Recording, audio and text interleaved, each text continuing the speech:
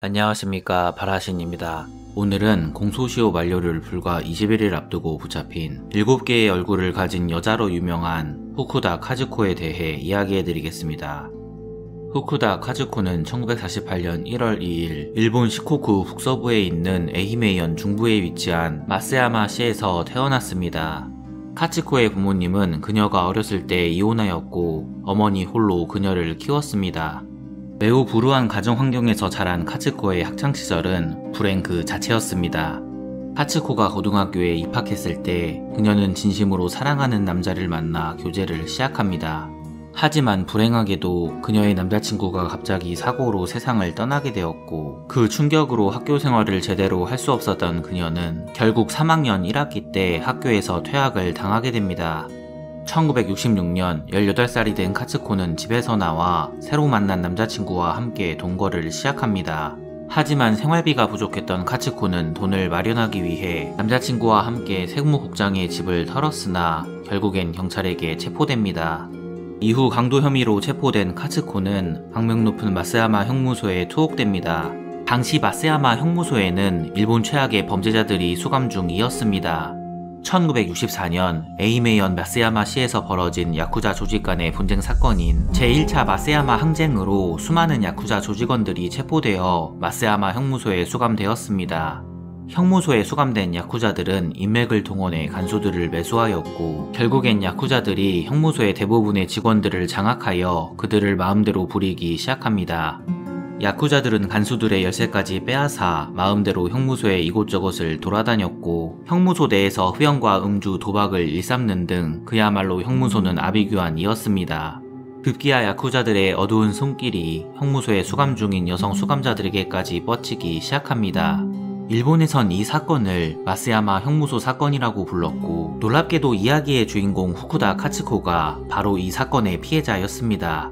마쓰야마 형무소 사건의 피해자인 카츠코는 이후 다른 형무소로 이감되었지만, 안타깝게도 이감된 형무소에서도 똑같은 피해를 보게 됩니다. 형무소에서 2번이나 겪은 끔찍한 경험으로 카츠코의 정신은 무너지기 시작하였고, 영원히 그녀에게 트라우마로 남게 됩니다.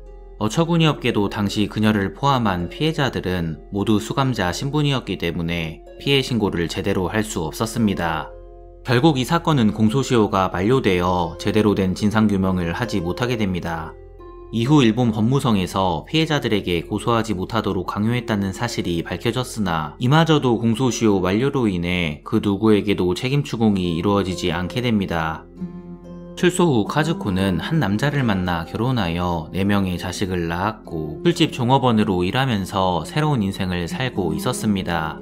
절세의 미녀는 아니었지만 부침성 있는 그녀의 성격 덕분에 그녀는 항상 술집에서 인기가 많았고, 덕분에 수입도 나쁘지 않았습니다. 그러던 중 어느 날 카츠코가 일하는 술집에 미모의 여성이 새로 들어옵니다. 새로 들어온 여성은 단시간 만에 술집에서 가장 잘나가는 종업원이 되었고, 불행하게도 카츠코의 손님을 빼앗아갈 정도로 인기가 많았습니다.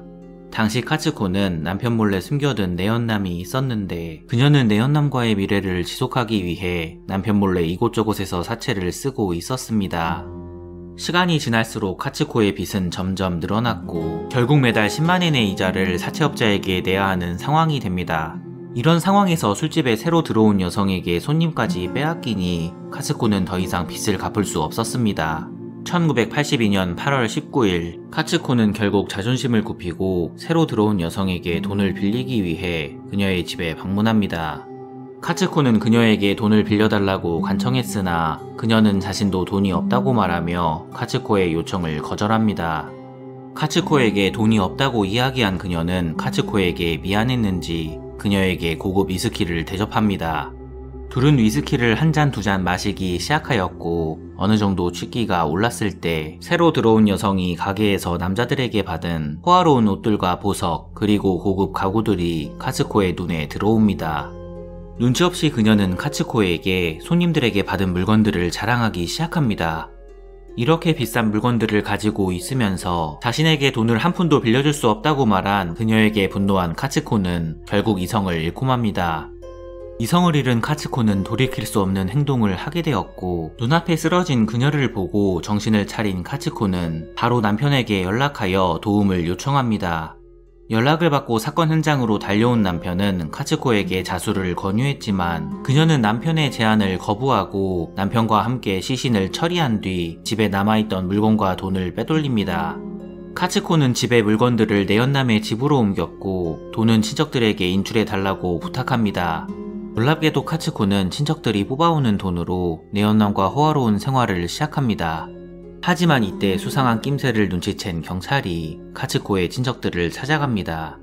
경찰이 친척들을 찾아왔다는 소식을 듣게 된 카츠코는 결국 도주를 결심했고 이때부터 카츠코의 14년 340일간 기나긴 도피 생활이 시작됩니다. 당시 카츠코가 가지고 있었던 도피 자금은 60만엔 정도였고 이후 공범으로 경찰에 체포된 남편은 카츠코에 대한 모든 정보를 경찰에게 넘겨줍니다. 처음에 일본 경찰은 그녀를 금방 체포할 수 있다고 생각했으나 카츠코는 생각만큼 만만한 여성이 아니었습니다. 카츠코는 도피 생활을 하면서 20개가 넘는 가명을 사용하였고 신분을 완벽하게 숨기기 위해 여러 차례 성형을 하면서 전국 각지의 술집을 전전합니다. 특히 그녀가 여러 차례 성형을 했다는 사실이 알려진 이후 카츠코는 7개의 얼굴을 가진 여자라는 별명을 얻게 됩니다. 경찰이 힘들게 카츠코의 신원을 파악하면 이후 감쪽같이 카츠코의 얼굴은 달라져 있었습니다. 신분을 숨기며 도피 생활을 하던 카츠코는 이전처럼 술집에서 일하면서 생활비를 벌었습니다. 그러던 어느 날 카츠코는 술집에 올 때마다 항상 자신을 찾는 한 남성을 알게 됩니다.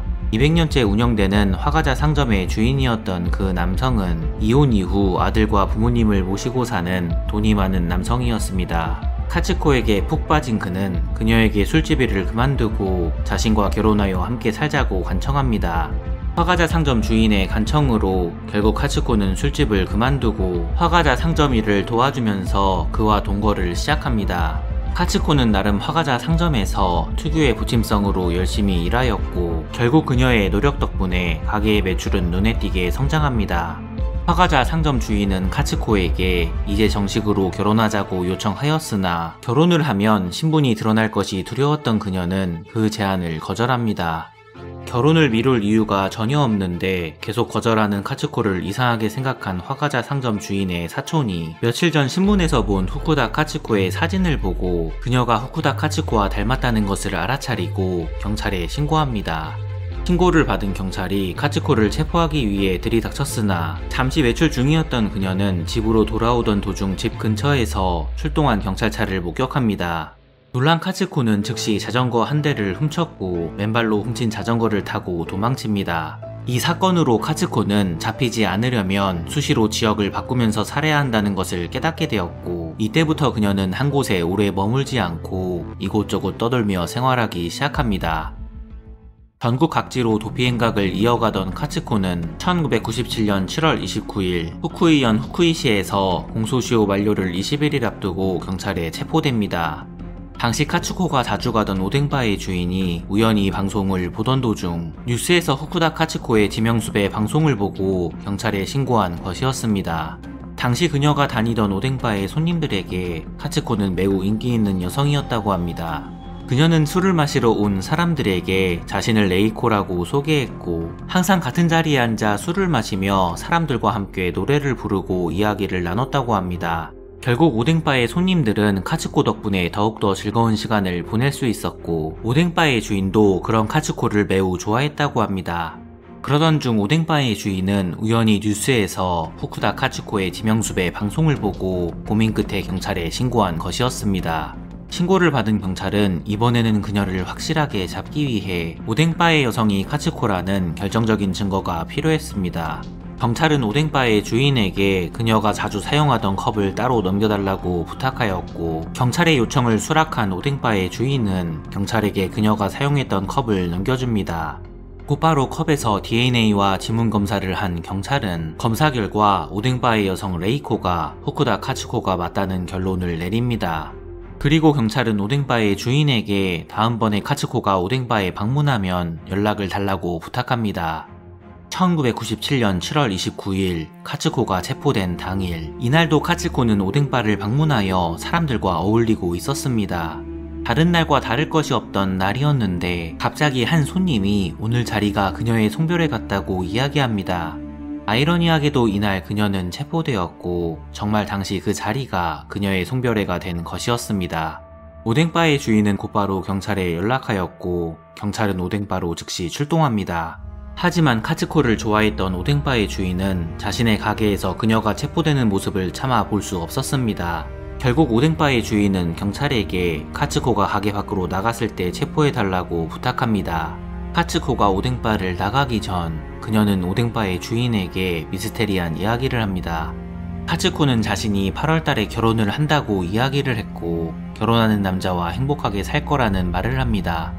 이상하게도 그녀의 공소시효 만료일은 1997년 8월 19일이었고 당시 그녀가 숙박을 하고 있던 호텔방의 달력 8월 19일에 동그라미가 쳐져 있었다고 합니다.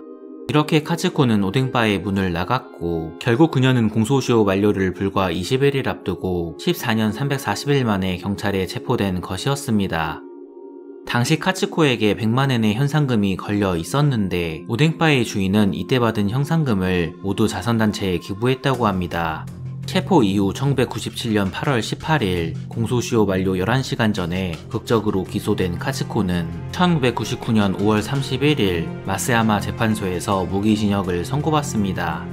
그녀는 바로 항소했으나 2000년 12월 13일 기각되었고 이후 또 상고를 하였으나 2003년 11월에 최종 기각되어 결국 무기징역이 확정되어 와카야마 형무소에 수감됩니다. 이후 복역 도중 병으로 쓰러진 카츠코는 병원에 입원하여 치료를 받았으나 결국 2005년 3월 10일 57세의 나이에 세상을 떠나게 됩니다. 영상을 재밌게 보셨다면 구독과 좋아요 부탁드리겠습니다. 감사합니다.